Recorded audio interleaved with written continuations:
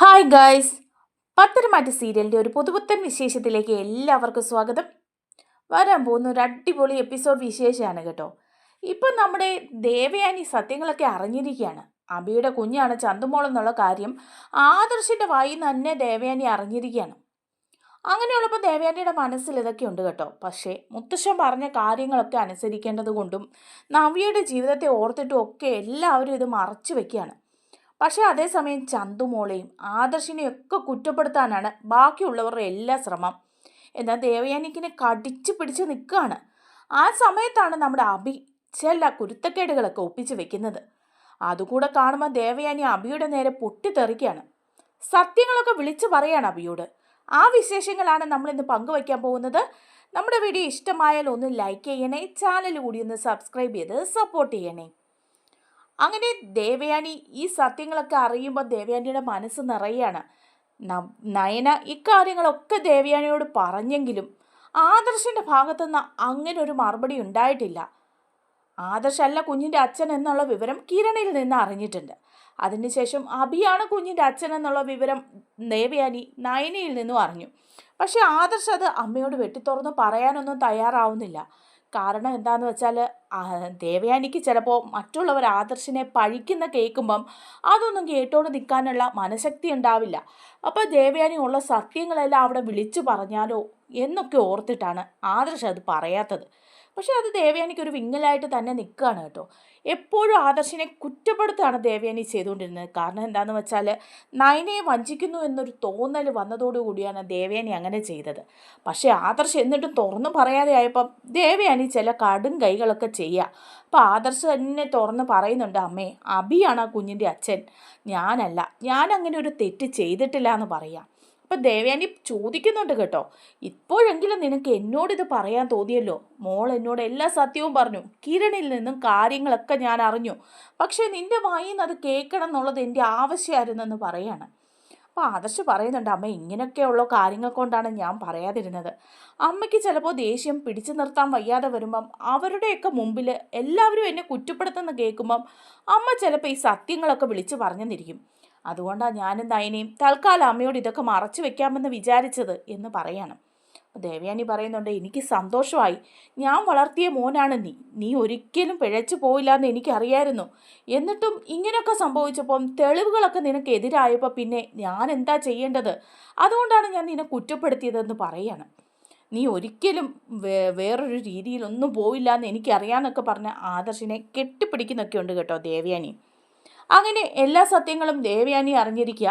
അതിനുശേഷം ചന്തുമോളെ സ്വന്തം കൊച്ചുമോളായിട്ട് തന്നെ സ്നേഹിക്കാനായിട്ട് തുടങ്ങുകയാണ് ദേവയാനി. അങ്ങനെ വീട്ടിലേക്ക് ചെല്ലുമ്പോൾ കുറേ കളിപ്പാട്ടങ്ങളൊക്കെ വാങ്ങിയിട്ടാണ് ചെല്ലുന്നത്. അപ്പോൾ മുത്തശ്ശിയുടെ മടിയിലിരുന്ന് ചന്തുമോള് കളിച്ചുകൊണ്ടിരിക്കുകയാണ്. അപ്പോൾ മുത്തശ്ശി പറയുന്നുണ്ട്, അതേ മോളെ, ഇതൊക്കെ കൊച്ചു കുട്ടികൾക്കുള്ള കളിപ്പാട്ടാ. ഇതിപ്പോൾ നമുക്ക് മറ്റേ കുഞ്ഞിന് കൊടുക്കാം, അനന്തപത്മനാഭന് കൊടുക്കാം, കുഞ്ഞിന് വേറെ വാങ്ങാമെന്ന് പറയുമ്പോഴാണ് ദേവയാനി ഇതൊക്കെ വാങ്ങിക്കൊണ്ട് വരുന്നത്. എന്നിട്ട് കൊച്ചിനോട് പറയുന്നുണ്ട്, അതേ മോളെ, ഇതൊക്കെ കൊച്ചു പിള്ളേരെ കളിപ്പാട്ടല്ലേ, മോൾക്ക് കുറച്ചുകൂടി വലിയ കളിപ്പാട്ടങ്ങളൊക്കെ വാങ്ങിയിട്ടുണ്ട് മുത്തശ്ശി എന്ന് പറഞ്ഞ് കൊടുക്കുകയാണ്. അപ്പോൾ ഇത് കാണുമ്പോൾ നമ്മുടെ മുത്തശ്ശി ചോദിക്കുന്നുണ്ട്, ആഹാ, നീ കുഞ്ഞിനെ സ്നേഹിക്കാനൊക്കെ തുടങ്ങിയോ, ചന്തുമോളെ സ്നേഹിക്കാൻ തുടങ്ങിയോ എന്ന് ചോദിക്കുക. അപ്പം ദേവയാനി പറയുന്നുണ്ട്, അതെന്താ അമ്മ ഇപ്പം അങ്ങനെ ചോദിച്ചത്? അമ്മയ്ക്ക് ഈ ചോദ്യത്തിന് പകരം എന്നോട് സത്യങ്ങളൊക്കെ ഒന്ന് പറയായിരുന്നല്ലോ.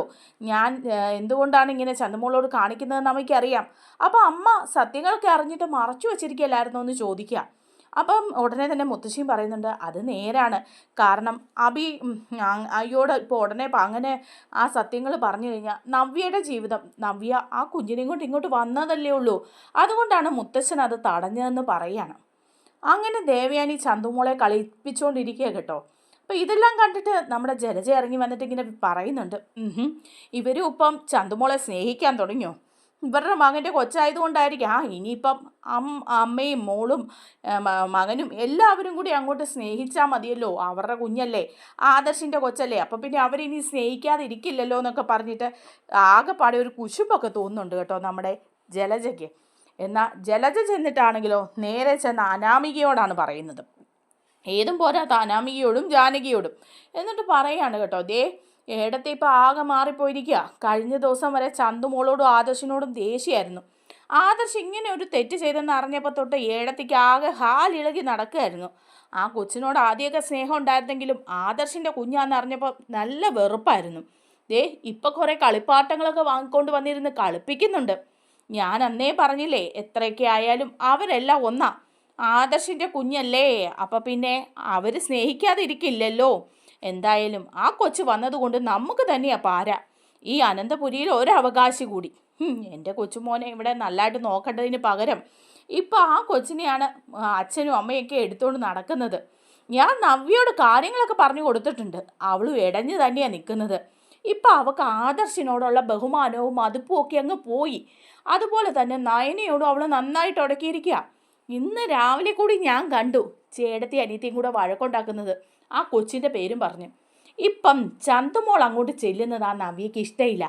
അതിൻ്റെ പേരിൽ നയനയായിട്ട് ചെറിയ രസക്കേടൊക്കെ ഉണ്ട്. രണ്ടുപേരും കൂടെ വഴക്കൊക്കെ ഉണ്ടാവുന്നുണ്ട്. എനിക്കിപ്പോൾ തൽക്കാലം അത്രയൊക്കെ മതി. അപ്പോൾ അനാമികയും പറയാം, അതൊക്കെ അവളുമാരുടെ തന്ത്രവാ. എന്തായാലും അവളുമാർ എന്തെങ്കിലും ഒന്നാവും. കാരണം എല്ലാവർക്കും ഈ അനന്തപുരി കടന്ന് സൂഹിക്കണം എന്നുള്ളതല്ലേ ചിന്ത. ഇനി ഒരുത്തിയുണ്ടല്ലോ നന്ദു, അവളെ കൂടി ഇങ്ങോട്ട് കയറ്റിക്കൊണ്ട് വരണമെന്ന് വിചാരിച്ച് ജീവിക്കുന്നവരാ അവർ. അപ്പം പിന്നെ ചേച്ചി അനിയത്തിയും കൂടെ കുറച്ച് നാടകം കളിച്ചാലും എല്ലാവരും ഒന്നാവും എന്ന് പറയാണ്. അപ്പോൾ ജലജ പറയാ, ഏയ് ഇനിയിപ്പം അങ്ങനെ ഒന്നാവുന്നൊന്നും തോന്നുന്നില്ല. നബി ആവശ്യത്തിലധികം വിഷം കുത്തിവെച്ച് കൊടുക്കുന്നുണ്ട്. ഞാനും നന്നായിട്ട് തന്നെ നബിയോട് പറഞ്ഞു കൊടുക്കുന്നുണ്ട്. ഇപ്പം അവളോട് ഞാൻ സ്നേഹത്തിലാണ് നിൽക്കുന്നത്. അതുകൊണ്ട് ഞാൻ എന്തു പറഞ്ഞാലും അവളും അവളുടെ വീട്ടുകാരും അങ്ങ് വിശ്വസിക്കും. കുഞ്ഞുണ്ടായതോടുകൂടി എൻ്റെ സ്വഭാവത്തിനൊക്കെ മാറ്റം വന്നെന്നാണ് എല്ലാവരും കരുതിയിരിക്കുന്നത്. എന്തായാലും ഈ ചന്തുമോൾ ഇങ്ങോട്ട് വന്നത് ഒരു കണക്കിന് നമുക്ക് നല്ലതാ. അപ്പം ജാനകി ചോദിക്കുക, അതെന്താ ജലജ നീ പറഞ്ഞത് ആ കൊച്ചിങ്ങോട്ട് വന്നത് നല്ലതാന്ന്? ഒരവകാശി കൂടി ആയില്ലേ.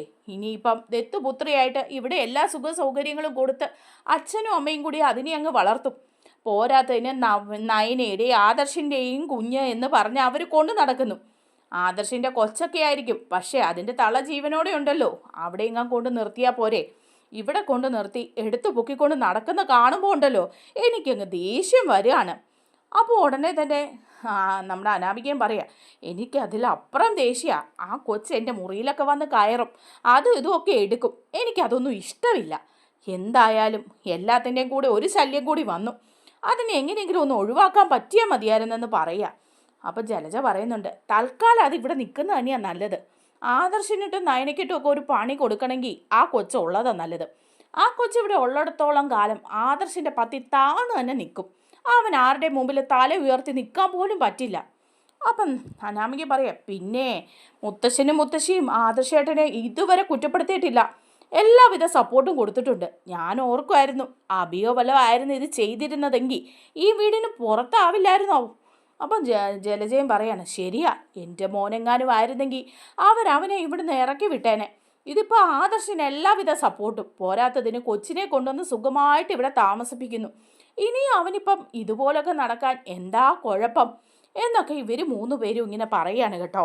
അങ്ങനെ അനാമികയ്ക്ക് നല്ല ദേഷ്യമാണ്. അനാമിക അത് കഴിഞ്ഞ് നേരെ പോയിട്ട് അമ്മയും അച്ഛനെയും തന്നെയാണ് വിളിക്കുന്നത്. വിളിച്ചിട്ട് പറയുന്നുണ്ട്, അമ്മേ ആ കൊച്ചിനെ ഇവിടെ എല്ലാവരും എടുത്ത് തലേ വെച്ചിരിക്കുക.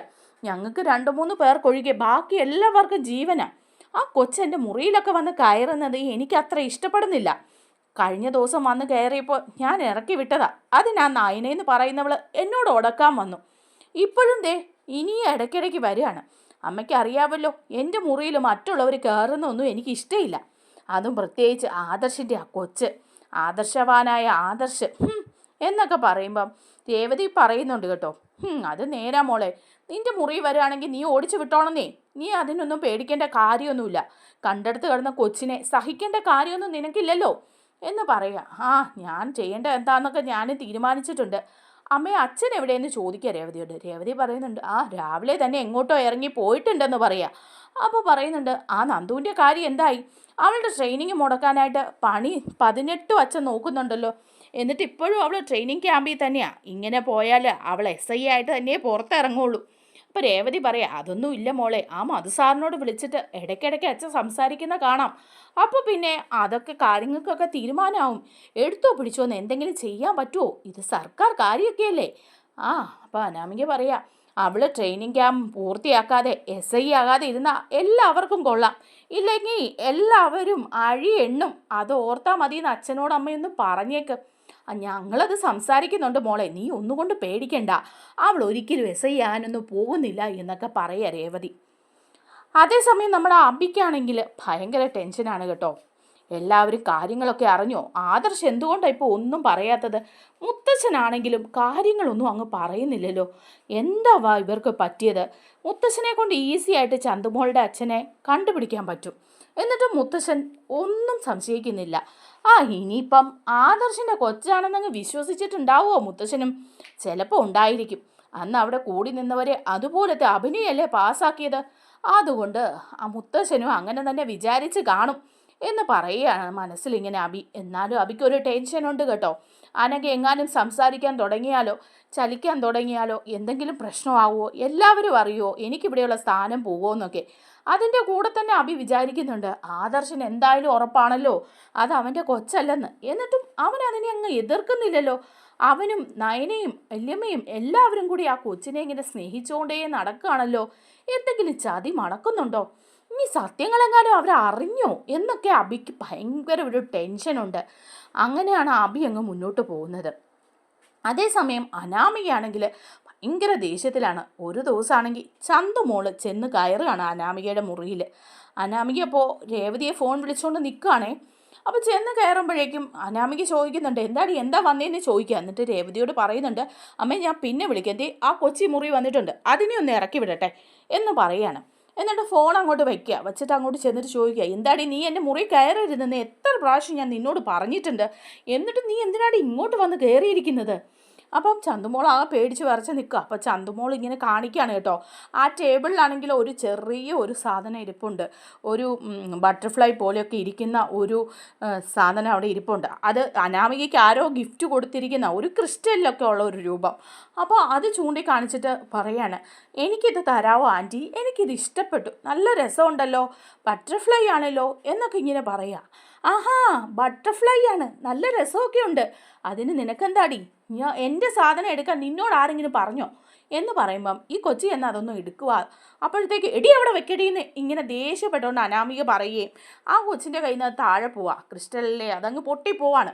അനാമിക പിന്നെ അവിടെ അങ്ങ് നിർത്തി അതിനെ അടിക്കുക, രണ്ട് കൈക്കിട്ടും അടിക്കുക. എടി അസത്തെ നിന്നോട് പറഞ്ഞിട്ടില്ല എൻ്റെ മുറി വരരുതെന്ന്, പല പ്രാവശ്യം ഞാൻ പറഞ്ഞിട്ടുണ്ട്. കഴിഞ്ഞ പ്രാവശ്യം നീ വന്ന് എൻ്റെ പൊട്ടെടുത്തു, അപ്പോൾ ഞാൻ നിന്നെ ഇറക്കി വിട്ടതല്ലേ, നിന്നോട് ഇങ്ങോട്ട് വരണ്ടെന്ന് നിന്റെ നയനാമയെ പറഞ്ഞിട്ടുള്ളതല്ലേ.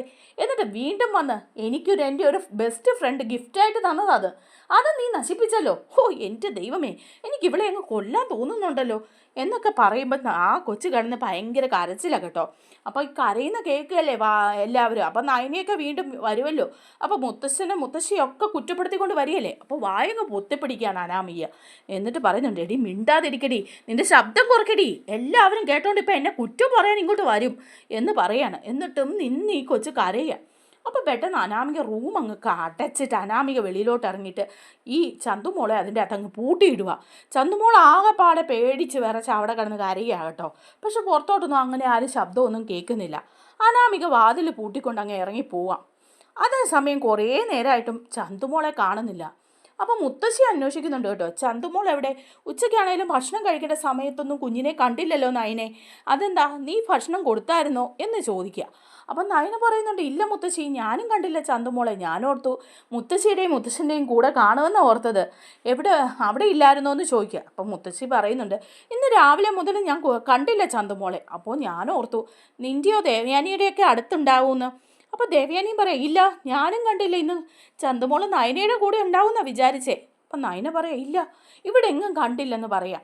എന്നിട്ട് നയന പറയുന്നുണ്ട്, ചിലപ്പോൾ കുഞ്ഞിനെ കാണാനായിട്ട് നവ്യേച്ചിയുടെ റൂമിലേക്ക് കയറിപ്പോയി കാണും, അവിടെയല്ലേ കൊച്ചുള്ളത് എന്ന് പറഞ്ഞ് നയന അങ്ങോട്ട് കയറിച്ചില്ല. എന്നിട്ട് നവ്യോട് ചോദിക്കുന്നുണ്ട്, ചേച്ചി ചന്തുമോൾ ഇങ്ങോട്ടെങ്ങാനും വന്നായിരുന്നോ എന്ന് ചോദിക്കുക. അപ്പോൾ ഉടനെ തന്നെ നവ്യ പറയാം, ഇങ്ങോട്ടെങ്ങും വന്നില്ല, ആ ശല്യം ഇന്ന് ഇങ്ങോട്ട് കയറിയില്ല, കഴിഞ്ഞ ദിവസം വന്നപ്പോൾ ഞാൻ പേടിപ്പിച്ചിറക്കി വിട്ടതാ, അതുകൊണ്ടായിരിക്കും, ഇവിടെ ഒന്നും വന്നില്ല. എന്താ? അല്ല ചന്തുമോളെ കണ്ടില്ല അതുകൊണ്ട് ചോദിച്ചോ? അത് അവിടെ എവിടെയെങ്കിലും കാണും, ആ മുറ്റത്തൊക്കെ നിന്ന് ബോൾ കളിക്കുന്നുണ്ടായിരുന്നു മുമ്പേ, അവിടെ എവിടെയെങ്കിലും കാണും. ചന്തുമോളെ അന്വേഷിച്ചിങ്ങനെ ഓടി നടക്കുക അവള് വെപ്രാളപ്പെട്ട് എന്നൊക്കെ നവ്യ പറയാം. നയനെ അതൊന്നും കേട്ട ഭാവം പോലും വയ്ക്കാതെ അവിടെ നിന്ന് ഇറങ്ങി അങ്ങ് പോവുക. പോയിട്ട് ചന്തുമോളെ എന്ന് വിളിച്ചിങ്ങനെ നടക്കുക. അപ്പോൾ എങ്ങൊന്നും ചന്തുമോളെ കാണുന്നില്ല കേട്ടോ. അനാമികയാണെങ്കിൽ അവിടെ എങ്ങും ഇല്ല, അവളെങ്ങോ പോയിരിക്കുക. മുറിയും പൂട്ടിക്കൊണ്ട് അനാമിക പുറത്ത് കറങ്ങാൻ വേണ്ടി പോയിരിക്കുക. ആ സമയത്ത് വീട് മുഴുവൻ വിളിച്ച് നടക്കുക നയന. മുത്തശ്ശിയും ദേവയാനിയും എല്ലാവരും. എന്നിട്ട് ആദർശനോട് വിളിച്ച് നയന പറയുന്നുണ്ട്, ആദർശേട്ടാ ചന്തുമോളെ കാണാനില്ല, ആദർശനെ എവിടെയെങ്കിലും കണ്ടായിരുന്നോ? ഇവിടെ എല്ലാം ഞങ്ങൾ വിളിച്ച് നടന്നു എന്ന് പറയുക. അപ്പോൾ ആദർശ് പറയുന്നുണ്ട്, ആ ഗാർഡനിലെങ്ങാനും ചെന്നൊന്ന് നോക്ക്, ചിലപ്പോൾ അവിടെയെങ്കിലും നിന്ന് കളിക്കുന്നുണ്ടാവും, അല്ലാതെ ഇപ്പോൾ ഇവിടുന്ന് എവിടെ പോകാനാ? സെക്യൂരിറ്റി ഒക്കെ ഉള്ളതല്ലേ, എങ്ങനെയെങ്കിലും ഇറങ്ങിപ്പോയാൽ അവർ കാണില്ലേ, വീട്ടിലെവിടെയെങ്കിലും തന്നെ കാണും എന്ന് പറയാം. അങ്ങനെ ഇവരെല്ലാവരും വീട് മുഴുവൻ തപ്പിയിട്ട് ചന്തുമോളെ കാണുന്നില്ല. അപ്പോൾ മുത്തശ്ശനോട് ചെന്നിട്ട് പറയുന്നുണ്ട്, ചന്തുമോളെ ഇവിടെ എങ്ങും കാണുന്നില്ല, ഞങ്ങളിവിടെ എല്ലാം തപ്പി നടന്നു, എങ്ങും ഇല്ല എന്ന് പറയാം. അപ്പോൾ മുത്തശ്ശൻ പറയുന്നുണ്ട്, പോലീസിനെ അറിയിക്കണമെന്ന് ചോദിക്കുക. അപ്പം നയന പറയാം, വേണ്ട കുറച്ചുകൂടെ കഴിയട്ടെ, എവിടെയെങ്കിലും കൊച്ചുണ്ടെങ്കിലോ എന്ന് പറയാണ്. അപ്പോഴാണ് നമ്മുടെ അനാമിക അങ്ങോട്ട് വരുന്നത് കേട്ടോ. അനാമിക വരുമ്പോഴേക്കും എല്ലാവരും ഇങ്ങനെ ആ പാടെ ടെൻഷൻ അടിച്ച് നിൽക്കുന്ന കാണുമ്പോൾ അനാമിക ചോദിക്കുക, എന്താ എല്ലാവർക്കും എന്താ മുഖത്തൊരു വീങ്ങൽ എന്ന് ചോദിക്കുക. അപ്പം ഉടനെ നയന പറയാ, അനാമിക എങ്ങാനും ചന്തുമോളെ കണ്ടോ? ചന്തുമോളെ ഇവിടെ കാണാനേ ഇല്ല, ഞങ്ങളെല്ലാം അന്വേഷിച്ച് ഇവിടെ എല്ലാം നടന്നു എന്ന് പറയുമ്പോൾ പെട്ടെന്നാണ് അനാമിക ഓർക്കുന്നത്, ഞാൻ മുറിയിൽ അങ്ങ് പൂട്ടിയിട്ടിരിക്കുകയാണല്ലോ എന്ന്. ഉടനെ തന്നെ അനാമിക പറയാ, ആ ചന്തുമോളല്ലേ, അവളെൻ്റെ റൂമിലുണ്ട്. നിൻ്റെ റൂമിലോ? അതെങ്ങനെയാണ് നിൻ്റെ റൂമിൽ വന്നേ എന്ന് ചോദിക്കുക ദേവയാനി. അപ്പോൾ പറയുന്നുണ്ട്, അത് രാവിലെ എൻ്റെ മുറിയിൽ വന്നിട്ട് എൻ്റെ ഒരു ഫേവററ്റ് സാധനം നശിപ്പിച്ചു, അവിടെ നിന്ന് വാവിട്ട് കരയുന്നുണ്ടായിരുന്നു. അത് കഴിഞ്ഞ് ഞാൻ ഓർത്തില്ല, ഞാൻ പുറത്തേക്ക് പോയപ്പം വാതിൽ പൂട്ടിക്കൊണ്ട് പോയി, ആ മുറിക്കകത്ത് കാണും, ഇത്രയധികം ടെൻഷനിലിരിക്കാൻ എന്താ എല്ലാവരും? അപ്പോൾ ഉടനെ തന്നെ വന്നേച്ച് മുത്തശ്ശൻ പറയാ, അനാമികെ ആ കുഞ്ഞിനെ നീ ആ മുറി പൂട്ടിയിട്ടിട്ടാണോ പോയത്? എത്ര സമയമായി? അതൊരു തുള്ളി വെള്ളം പോലും കുടിക്കാതെ അതിൻ്റെ അകത്ത്. മുറി പൂട്ടിയിട്ടിട്ടല്ലേ പോയത്, ഇറക്കി വിട്ടിട്ടല്ലല്ലോ, ആ മുറി തന്നെ കാണും, അതിനിപ്പോൾ ആരും ഇത്ര ടെൻഷൻ അടിക്കണ്ട, ഞാൻ ചെന്ന് വാതിൽ തുറക്കാം എന്ന് പറഞ്ഞ് പോയി അനാമിക വാതിൽ തുറക്കുക. വാതിൽ തുറന്നു കഴിയുമ്പോഴേക്കും ചന്തുമോൾ അവിടെ വിഷമിച്ച് കരഞ്ഞൊക്കെ ഇരിപ്പുണ്ട് കേട്ടോ. നയന ചന്തുമോളെ എടുത്തുകൊണ്ട് പോരുക. എന്നിട്ട് എല്ലാവരും അനാമികയെ കുറ്റപ്പെടുത്തുന്നുണ്ട്. മുത്തശ്ശിയും പറയാണ് കേട്ടോ, അനാമികയെ ആ കുഞ്ഞിനോട് ഇങ്ങനെയുള്ള ക്രൂരതയൊന്നും നീ ചെയ്യരുത് എന്ന് പറയാണ്. അപ്പോൾ അനാമിക പറയും, മതി ഇനി ഇതിൻ്റെ പേരിൽ ആരും എന്നെ വിസ്തരിക്കാനൊന്നും വരണ്ട എന്ന് പറഞ്ഞ് മുറിയൊക്കെ അടച്ചിട്ടിട്ട് അനാമിക മുറിക്കകത്ത് കയറിയിരിക്കുക. നയനയാണെ ചന്തുമോളെ എടുത്തുകൊണ്ട് പോരുകയും ചെയ്യാണ്.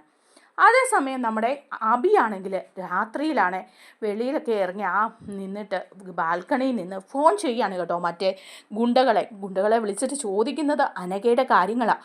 എന്നിട്ട് പറയുന്നുണ്ട്, അവളെങ്ങാനും ജീവനോടെ തിരിച്ചു വരികയാണെങ്കിൽ നമ്മുടെ പണിയെല്ലാം പാളും, അതുകൊണ്ട് നന്നായിട്ട് ശ്രദ്ധിച്ചോണം. അവൾക്ക് എന്തെങ്കിലും ഒരു ചലനമോ സംസാരശേഷിയോ എന്തെങ്കിലും കിട്ടിയാൽ നിങ്ങൾ അപ്പം തന്നെ എന്നെ അറിയിക്കണം, അവളെ നമുക്കങ്ങ് തീർക്കണം എന്ന് പറയാണ്. അപ്പോൾ അവരും പറയുന്നുണ്ട്, അതൊക്കെ അഭിസാറ് പറയുന്നത് പോലെ ഉള്ളൂ, അത് കൈയും കാലും ഒന്നും അനങ്ങാൻ പോകുന്നില്ല, അങ്ങനെ കിടന്ന് അവളുടെ ആത്മാവ് അങ്ങ് പോവുകയേ ഉള്ളെന്നൊക്കെ പറയാണ്. അങ്ങ് പോയെങ്കിൽ നമുക്ക് സമാധാനമായേനെ എന്നൊക്കെ അഭിയും വിളിച്ച് പറയുക. എന്നിട്ട് പറയുന്നുണ്ട്, ഇവിടെയാണെങ്കിൽ ഇപ്പം ആദർശും അവൻ്റെ അമ്മയും ഭാര്യ എല്ലാവരും കൂടെ ആ കൊച്ചിനെ അങ്ങ് എടുത്ത് പൊക്കി നടക്കുകയാണ്. എൻ്റെ കുഞ്ഞാണെങ്കിലും അവൻ്റെ കുഞ്ഞാന്നും പറഞ്ഞ് അവൻ കൊണ്ട് നടക്കുക. അതെന്താണെന്നാണ് മനസ്സിലാവാത്തത്. സത്യങ്ങളെല്ലാം അവനറിയാം, എന്നിട്ടും അവൻ എന്നെ പഴി ചാരാനോ അതിലൊരു വേണ്ട അന്വേഷണം നടത്താനോ പോലും തയ്യാറാവുന്നില്ല. കൊച്ചിനെ അങ്ങ് ഏറ്റെടുത്ത മട്ട. അതിൽ തന്നെ എന്തോ പേടിക്കാനുണ്ടെന്ന് എനിക്ക് തോന്നുന്നു. ഇനി സത്യങ്ങളെല്ലാം അറിഞ്ഞിട്ട് അവനത് മനസ്സിൽ വച്ചിരിക്കുകയാണോ? എല്ലാ തെളിവുകളും എനിക്കെതിരെ കിട്ടിയിട്ട് വേണമായിരിക്കും അവനിത് മുത്തശ്ശൻ്റെ അടുത്ത് അവതരിപ്പിക്കാൻ. എന്നാലല്ലേ എന്നെ പൂർണ്ണമായിട്ടും ഇവിടെ നിന്ന് ഇറക്കി വിടുകയുള്ളൂ. അതുപോലെ തന്നെ എന്തെങ്കിലും പ്രശ്നമുണ്ടോ എന്ന് എനിക്കിപ്പോൾ സംശയമുണ്ട്.